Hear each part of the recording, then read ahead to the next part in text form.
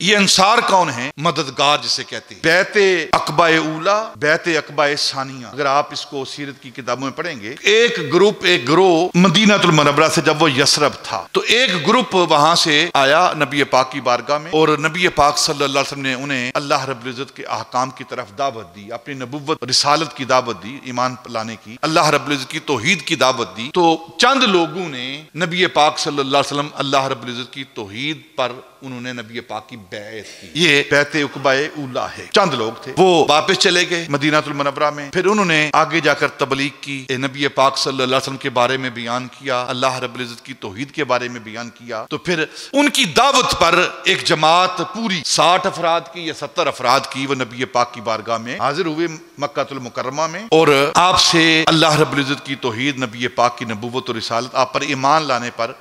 انہوں نے بیعت کی، بیعت عقبہ ثانی جسے کہتے ہیں۔ وہ 70 کے قریب افراد تھے، اور ساتھ انہوں نے جب بیعت ہو رہے تھے تو عرض کی، یا رسول اللہ، آپ کو یہ لوگ مکے کے لوگ تنگ کرتے ہیں، بے شک آپ کے رشتہ دار ہیں، آپ ہمارے پاس آ جائیں، ہم سب کچھ آپ پر قربان کر دیں گے اور آپ کو تکلیف نہیں پہنچنے دیں گے۔ تو وہ انصار صحابہ رضوان اللہ تعالی علیہم اجمعین جو مددگار ہیں، کس کے مددگار ہیں؟ اسلام کے مددگار ہیں، اشاعت اسلام میں انہوں نے مدد کی ہے، نبی پاک صلی اللہ علیہ وسلم کی حفاظت کے لیے وہ مددگار ہیں، دین اسلام کے پھیلاؤ کے وہ مددگار ہیں۔ جب نبی پاک صلی اللہ علیہ وسلم نے مکہ المکرمہ سے مدینہ المنورہ کی طرف ہجرت کی نا، تو ایک وقت گزرا، لوگ جوک در جوک اسلام میں داخل ہونے لگے، کلمہ پڑھنے لگے، لشکر در لشکر لوگ اسلام میں داخل ہونے لگے، اور نبی پاک صلی اللہ علیہ وسلم آپ ان کی دیکھ بھال، کھانے پینے کا اہتمام، جب وہ آتے اب روزانہ کی بنیاد پر ایک لنگر کا سلسلہ، ایک کھانے پینے کا سلسلہ چل رہا تھا، تو روز بروز اخراجات بڑھ رہے ہیں، تو انہوں نے چند صحابہ،